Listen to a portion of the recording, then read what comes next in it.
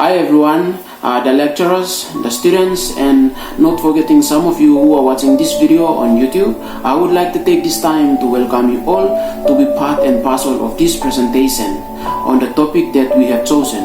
Before I continue to introduce the topic, I will introduce myself first and later I will introduce my friends. My name is Leonardo Ruruka and I will take the lead in the introduction of this presentation. And my friends will join me from where I will stop. Thank you. The topic that we have chosen to do the presentation today is on professionalism and the teacher. The word professionalism as an independent word, it implies to the general behavior of a professionals in their working places, in the offices, and in the company's residence, as well as in the public places. And their behaviors or their general behaviors, including the way they act towards their bosses, the way they dress themselves when attending to their duties, and the way they talk to the publics when they are out in the public places. So that's the word professionalism.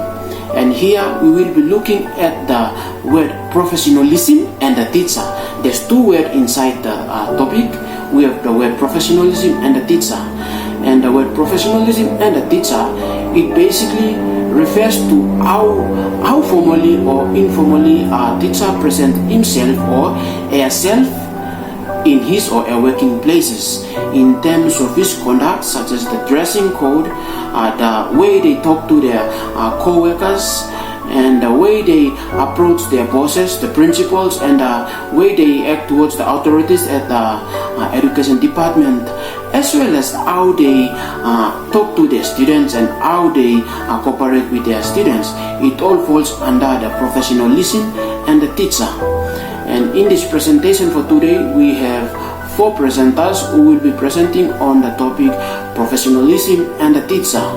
And the first presenter will be Emma Matthew, and she will be presenting on the subtopic productive interaction with colleagues and working with colleagues. And the other presenter will be Rachel Pora, and she will also be presenting on the same topic, but the subtopic interacting well with students and able to identify student needs. And the other presenter we have Jerica Moses, and she will be presenting on the subtopic creating learning environment and working with colleagues. And we have the last presenter, a gentleman. His name is Auta Tairare, and he will be presenting also on the same topic, professionalism and the teacher, as well as he will also summarize what are the three presenters as mentioned in the topic, and he will also summarize the topic that we did the presentation, the professionalism and the teacher. Therefore, I would like to take this time again to welcome you all to be part and parcel of this YouTube video presentation. And whatever that is necessary from the video, you take out and you digest it and put it into practice. And whatever that is not necessary that we included in the video, I would like to see a comment on the comment section, so that next time when we do the presentation, we can consider those comments and critics, and we will do the presentation the better the next time for the convenience of everyone. Therefore, I would again take this time to welcome you all to be part and parcel of this presentation. Productive interactions with colleagues. Professional teachers strive to interact effectively with one another. Teachers in the same department may collaborate to share teaching strategies, analyze data, and discuss curriculum issues. Those who teach the same students meet regularly to discuss ways to improve students' performances and make connection between subjects. Strategies are developed to resolve specific behavior problems. According to Handbook of Research on Teacher Education, teachers focused on professionalism are also concerned with the school community and how they can work with their colleagues to create an environment that maximizes learning and foster their achievements. Professional educators do not gossip or inappropriately say confidential information. Some examples of important interactions are redirecting negative behavior to more positive outcomes, Getting to know other colleagues to understand what's going on with them. If you have a concern or an issue, do not bottle it up inside you or try to handle it yourself. Talk to your cooperative colleague about your concern or any issue you may have about the expectation of your roles. If you do not address negative feelings, it can affect your ability to help the students and may also damage the way the students see their teacher. Examples of goals for interns may include working on assertiveness and open lines of communications. Furthermore, in everything you do, focus on integrity. Do not get up in gossip among teachers and other school staff. Do not help students cheat or get away with negative behavior. While you must follow instruction and do your job, for your cooperating teacher or other staff member asks you to engage in discriminatory or unethical behavior, do not agree to it. Even if you do not like the teacher you work with or other school staff, you must respect them and focus on the work you need to do. If you do not respect the adult in a school, the students may not respect them either. That can lead to a problem with classroom management, discipline, and the overall school environment. Working with students. A teacher's job is to provide a quality education to all students. A professional code of ethics must address this fact, stating that teachers must not show favoritism or discriminate against students. Teachers also must interact with students appropriately, not taking advantages of students in any way. For example, bullying students or putting them down. Contact with students outside of the school activities and the events. In addition to teachers' job to help all students learn, a professional code of ethics also addresses a student's responsibility to keep students safe. Teachers must abide by home, school, and classroom safety procedures to ensure student safety. It's also teachers' responsibility to report instances of bullying and harassment. If a teacher suspects cases of abuse or neglected, or a student confided in a teacher in a case of abuse or neglected, the teacher is required to report it to the proper authority. Do not discriminate against students for any reasons. You will encounter students of different race, backgrounds, abilities, and you must treat them all with dignity and respect. Students can tell if you do not like them, especially if you treat them differently from other students, and this may cause them to act out or refuse to let you help them. Thank you. With that, I leave it to the other presenter, Rachel Thomas. Interacting well with students. As professionals, we must be able to positively interact with all our students. Positive interactions between teachers and their students play an important role in determining student success. Research shows that increasing positive interactions, for example, using of praise statements and decreasing negative interactions, improves the classroom climate as well as students' academic and behavioral outcomes. In general, a positive relation with teachers boosts students' motivation and cooperation. This includes difficult students, students who work below grade level, and students whose personalities just grade on a teacher. Teachers must put aside their prejudices and feeling in order to treat all opportunities for learning and make them feel confident.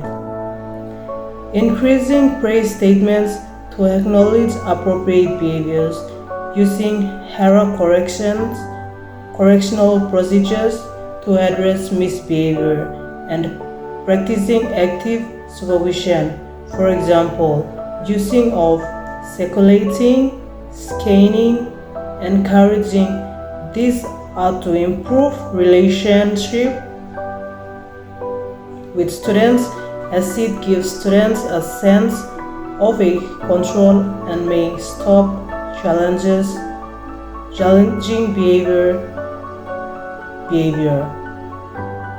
In addition, giving students choice provides teachers with a chance to make a praise statement about the change in behavior. The other point is, as professionals, we must be able to identify our students' needs. When identifying the learning needs of each student, it can be done in multiple ways, such as pre-assessments, formative assessments, summative assessments, and student feedback. Pre-assessments can be formal or informal, like setting of quiz. Formative assessments can be formal or informal as well, like checklist or self-assessments. And students' feedback can be formal or informal as well, such as interviews or providing questionnaires to the students. All of these methods can help you adjust your instruction and measure for your students' progress and achievement of the learning outcomes. Once you have identified the learning needs for each student, you can use various strategies to address them and provide differentiated instructions. For example, you can differentiate the content by using sources, formats, levels, and modes of information such as text, videos, images, audio, or interactive media to help your students access and organize the content. However, identifying the learning needs of each student is a challenging but rewarding progress that can help you enhance your teaching and learning outcomes. By using the strategies and examples in this article, you can access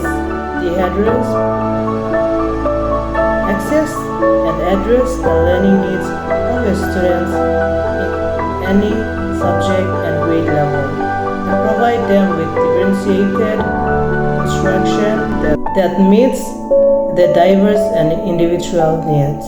Thank you. I'll leave it to the next speaker. I will briefly explain on how to create a learning environment and working with colleagues for professionalism in the classroom.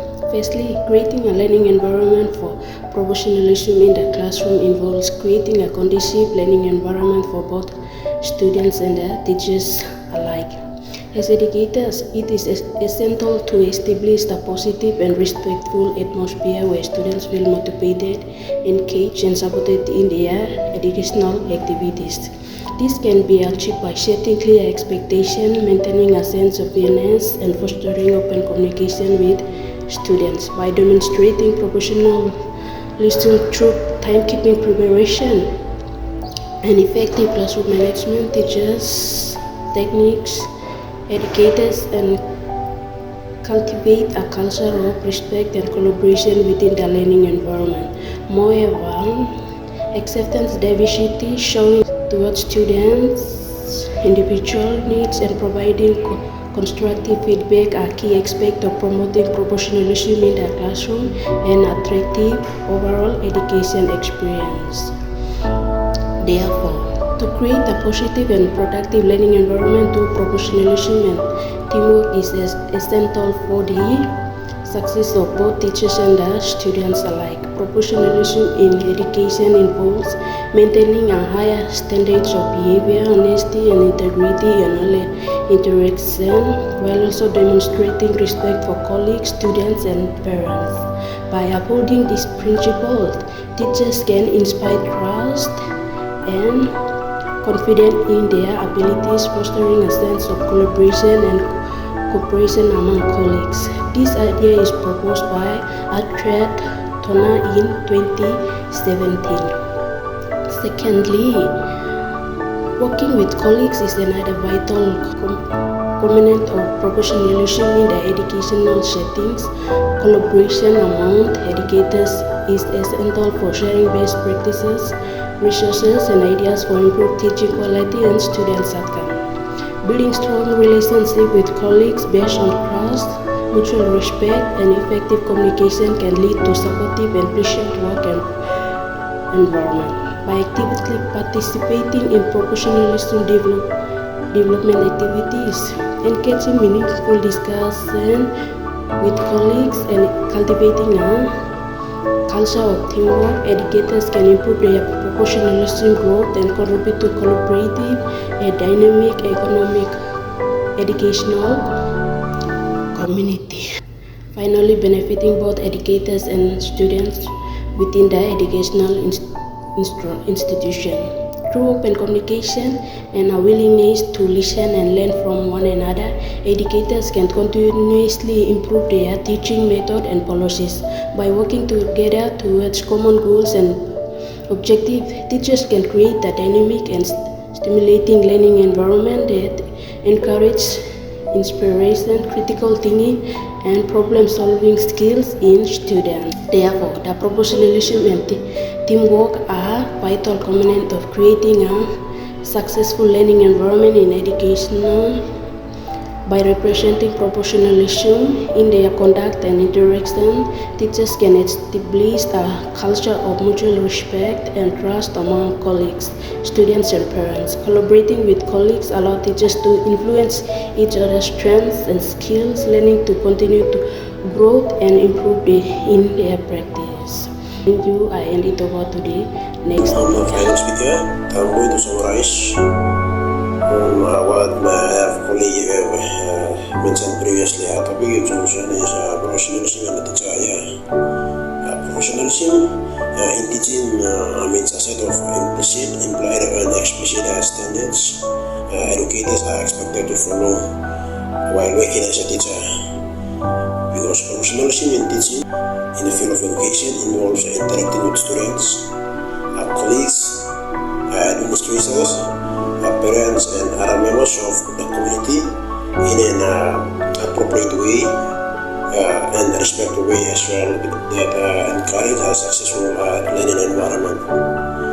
Therefore, as a teacher, you should know professionalism because it may have more opportunities to move into obtaining a leadership position, whereas also helps you to gain the trust of parents, students, and your colleagues or your other teachers as well, in schools or communities as well, communities as well, and administration as well. Therefore, it also shows you to have integrity, to complete your job responsibilities with excellent ease, and also to have confidence in your ability to guide students' learning and manage a classroom. Further,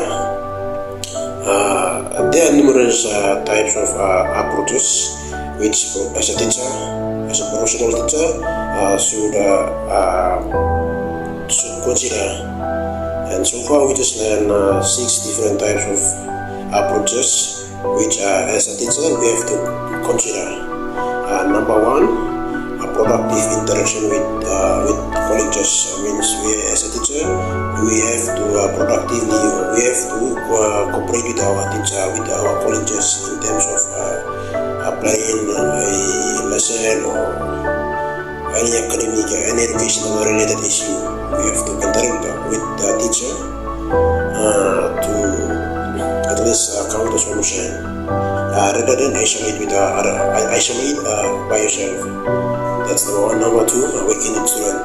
As a teacher, we have to work with student rather than letting the student living in a deserted area or something like that. So as a teacher, we have to work with students very well.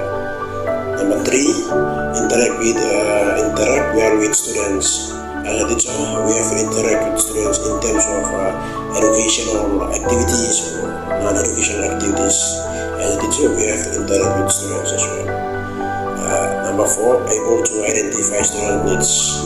As a teacher, we have to consider individual students that are in your classroom and ask them to know what they came to, something like that. And we have to at least try our best to solve our student needs as well. Number 5, creating a learning environment. As a teacher, we have to create our classroom to be a conducive environment for our students to sit and learn. Whereas for you to be comfortable and you sit or you stand and deliver a lesson that you have prepared. And number 5, 6, working in colleges, as mentioned earlier. And as a teacher, we have to work with other colleges in terms of planning lesson or anything that is related to education. We, as a teacher, we have to interact with college because different teachers have different kinds of opinions and thinking about cognitive ability, which if you get confused, they can help you easily or something like that. So as a teacher, we have to cooperate or working with other colleges.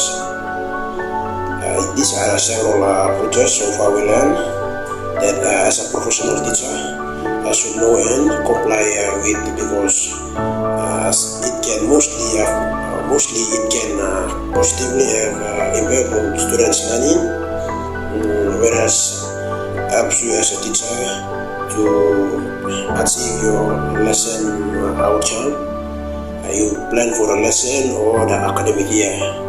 So as a teacher, it is important to consider approaches to work on to achieve what you are planning to, because it can significantly have a great impact on students' learning, whereas also it can help you and maintain a professional to a profession, to be a professional. And so as a teacher, these are several important points which my colleague mentioned earlier that we have to follow. That brings us to our presentation. And if it is helpful to you, then please add a like. And if you think that it can help other people as well, please share. Thank you.